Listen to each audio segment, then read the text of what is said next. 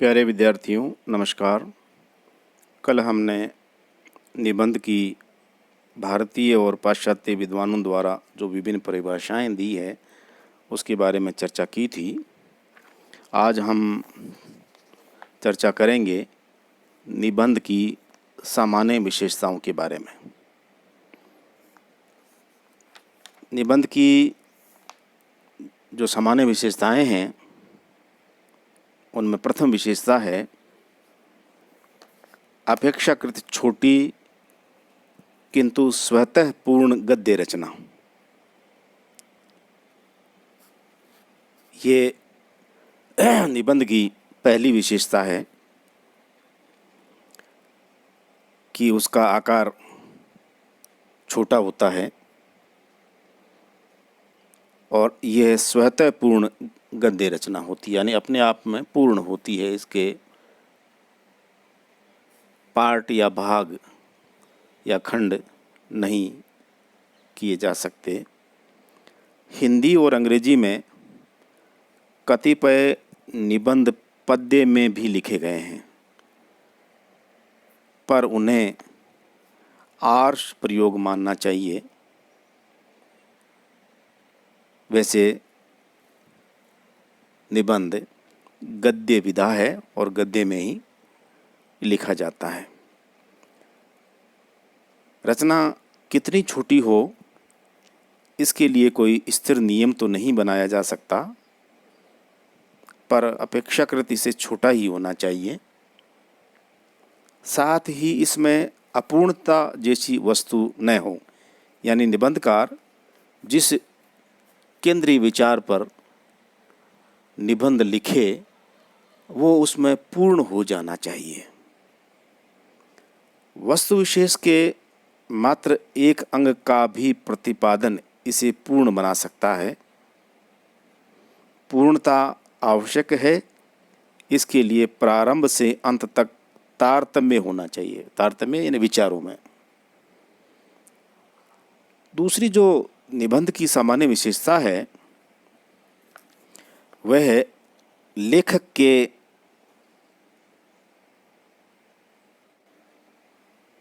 व्यक्तित्व की स्पष्ट अभिव्यक्ति।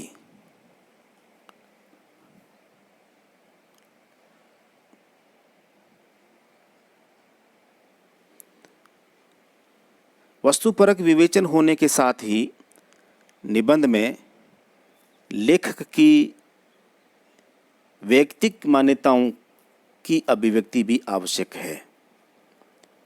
व्यक्तित्व के अभाव में निबंध मूल्यहीन हो जाएगा, किंतु मात्र व्यक्तित्व की अभिव्यक्ति को ही सब कुछ मान लेने पर गड़बड़ी की संभावना रहती है। व्यक्तित्व की अभिव्यक्ति का फील पावी विस्तार न होकर सामंजस्य ही होना चाहिए।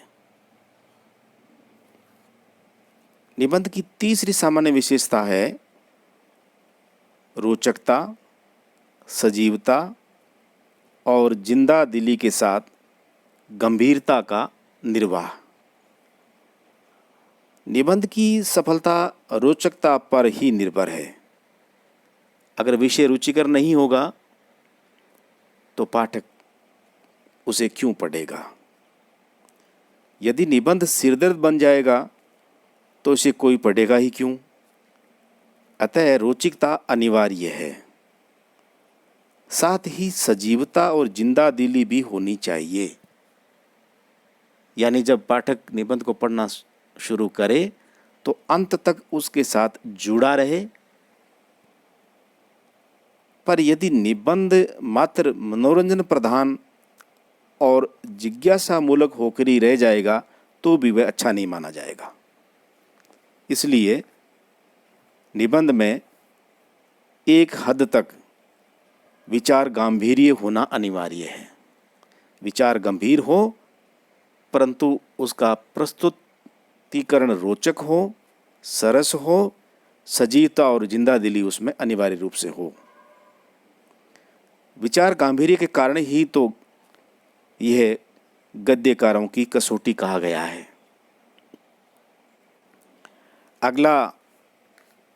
अगली जो विशेषता है चौथी निबंध की, वह है औपचारिकता का अभाव तथा भावों और विचारों का संगूफन। निबंधों को विश्वसनीय बनाने के लिए उसमें से औपचारिक तत्वों को निकाल देना आवश्यक है। इसमें भावों और विचारों का सुंदर संयोग होना अनिवार्य है।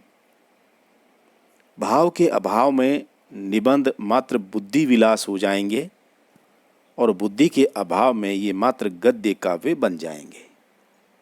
यानी मस्तिष्क और दिल दोनों का समावेश होना चाहिए, दोनों का प्रयोग निबंधकार को करना चाहिए।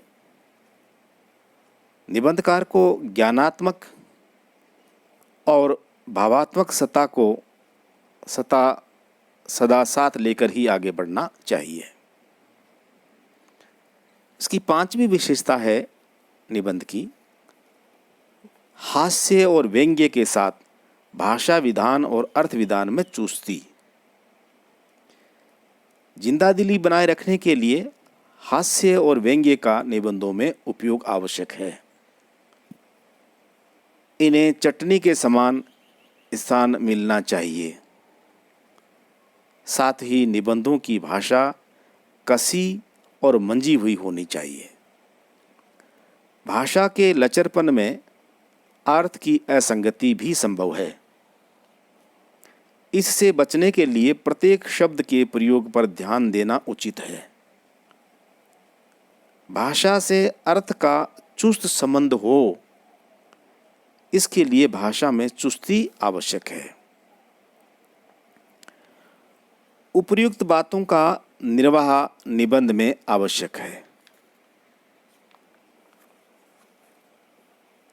सामान्य रूप से इन्हें ही हम निबंध के तत्व के रूप में ग्रहण कर सकते हैं।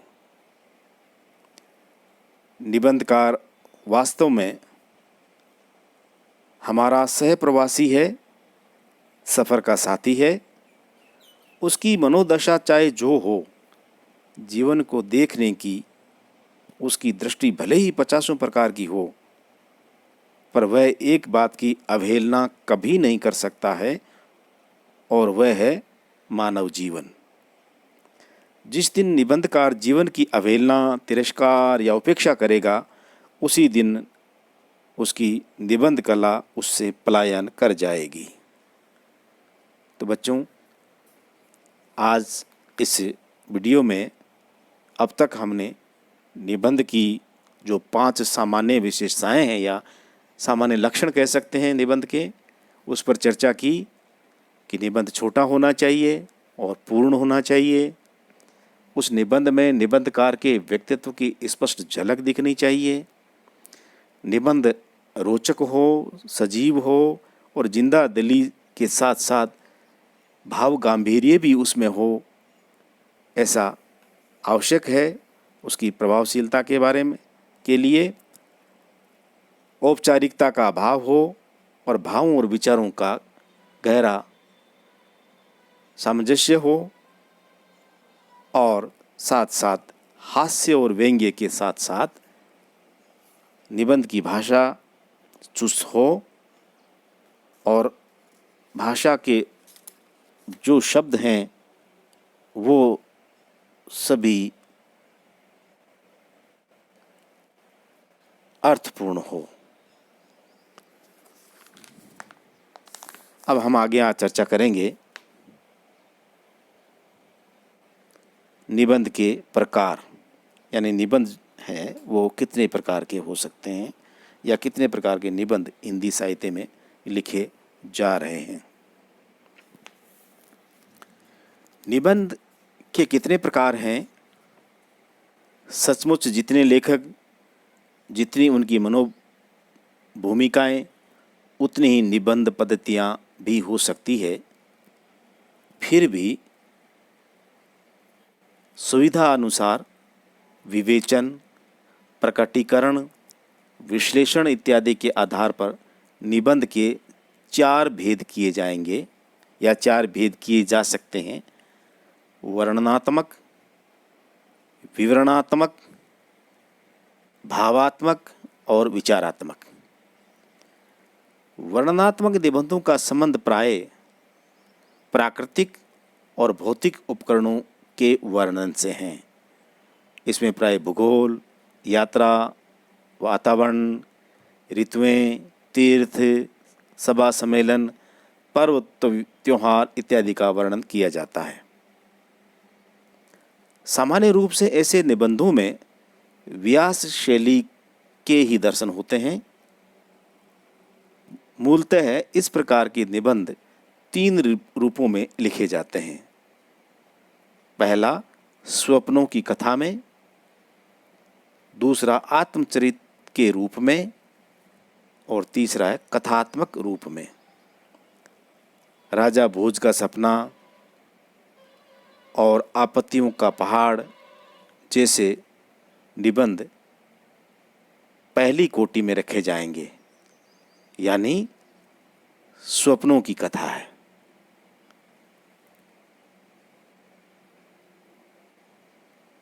और इत्यादि की कहानी तथा दीपक देव की आत्मकथा दूसरी कोटि में, यानी आत्मचरित के रूप में लिखे गए निबंध। अधिकांश वर्णनात्मक निबंध तीसरी कोटि के ही मिलते हैं।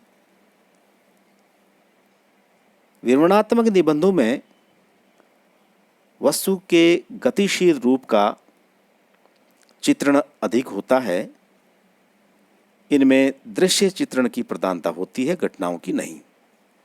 यात्रा, साहसपूर्ण कार्य, पर्वतारोहण, शिकार इत्यादि ही इनके विषय होते हैं। इनमें कालगत वर्णन और क्रियाशीलता पर अधिक देखे जा सकते हैं। श्री राम शर्मा के शिकार संबंधी और राहुल जी के यात्रा संबंधी निबंध इसी प्रकार के हैं। भावात्मक निबंधों में बुद्धि तत्व गौण और भाव तत्व प्रमुख हो जाता है। रागात्मकता से भाव प्रवणता तो आ ही जाती है, साथ साथ सजीवता भी बढ़ जाती है। आज के भावात्मक निबंधों में प्राय 4 प्रकार की शैलियों का उपयोग होता है। पहली, धारा शैली, दूसरी तरंग शैली, तीसरी विक्षेप शैली और चौथी और अंतिम प्रलाप शैली। सरदार पूर्ण सिंह के मजदूरी और प्रेम निबंध में धारा शैली का रूप साफ उभर कर आया है। पद्म सिंह शर्मा के निबंधों की शैली भी यही है। तरंग शैली का उत्कृष्ट रूप श्री माखनलाल चतुर्वेदी में, विक्षेप शैली का श्री वियोगी हरि में और प्रलाप शैली का आचार्य चतुर्सेन के निबंध कहाँ जाते हो में दर्शनीय है। रघुवीर सिंह के ताज शीर्षक निबंध में भी प्राय विक्षेप शैली का ही प्रतिपादन है। विचारों का सर्वोत्कृष्ट रूप विचारात्मक निबंधों में ही मिलता है। इनमें विचारधारा किसी भी प्रकार की हो सकती है। राजनीतिक विचारधारा, धर्म से संबंधित, अर्थ से संबंधित, इतिहास इत्यादि में से किसी भी विषय पर विचारात्मक निबंध लिखे जा सकते हैं। भावात्मक रूप इसमें दब जाता है। सर्वत्र बुद्धि तत्व की ही प्रधानता मिलती है। आचार्य रामचंद्र शुक्ल निबंधों का आदर्श रूप विचारात्मक निबंधों में ही पाते हैं। उनके अनुसार शुद्ध विचारात्मक निबंधों का चरम उत्कर्ष वहीं कहा जा सकता है जहां एक एक पैराग्राफ में विचार दबा दबा कर ठूंसे गए हों और एक एक वाक्य किसी संबद्ध विचार खंड के लिए हों।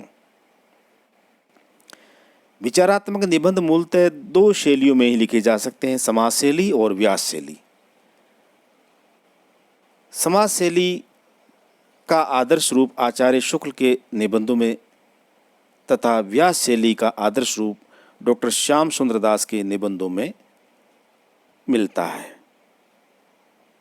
आज विचारात्मक निबंधों की कई कोटियाँ देखने में आती हैं, जिनमें से प्रमुख है आलोचनात्मक, गवेषणात्मक, विवेचनात्मक और व्यंग्यात्मक।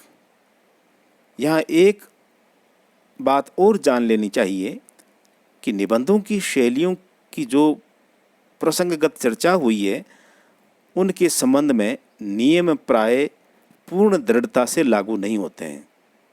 एक निबंध में भी कभी कभी कई प्रकार की शैलियों के दर्शन होते हैं।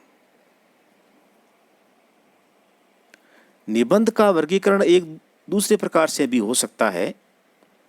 अधुनातन प्रवृत्ति के अनुसार निबंधों की दो कोटियां बताई जा रही है। पहली है विषयनिष्ठ और दूसरी है विषयनिष्ठ। प्रथम प्रकार के निबंधों में विषय का सामान्य प्रतिपादन प्राय गौण हो जाता है और लेखक विशेष का व्यक्तित्व ही अधिक मुखर हो जाता है। ऐसे निबंधों में वस्तु के संबंध में दिए गए विचार प्राय एकांगी ही होते हैं। वस्तु के सामान्य ज्ञान की दृष्टि से ऐसे निबंध अधूरे ही पड़ते हैं। हाँ, इनमें लेखक की रुचि अरुचि पूर्णतः स्पष्ट रहती है। व्यक्तित्व तो मानो जबरन झांकता ही रहता है। दूसरे प्रकार के निबंधों में भी लेखक का व्यक्तित्व रहता तो है, पर एक सीमा तक ही। वस्तु के यथार्थ वर्णन पर इसमें अधिक जोर दिया जाता है। ज्ञानवर्धन की दृष्टि से ऐसे ही निबंध अधिक उपयोगी होते हैं। पाश्चात्य विचारकों ने प्राय प्रथम प्रकार के निबंधों को ही अधिक दाद दी है। भारतीय दृष्टिकोण से दूसरे प्रकार का निबंध ही आदर्श रहा है, यानी विषयनिष्ठ जो निबंध हैं वे भारतीय दृष्टिकोण से श्रेष्ठ निबंध हैं। सच बात तो यह है कि उत्तम निबंध वही बन पाते हैं जिनमें लेखक के व्यक्तित्व के साथ साथ वस्तु वर्णन का भी उचित सामंजस्य हो पाता है। आचार्य शुक्ल के निबंध ऐसे ही बन पड़े हैं। तो प्यारे विद्यार्थियों, आज हमने इस वीडियो में चर्चा की निबंध की सामान्य विशेषताओं के बारे में और निबंध की प्रकार के बारे में। कल हम लोग इसी विषय पर इस चर्चा को और आगे बढ़ाएंगे। तब तक के लिए नमस्कार।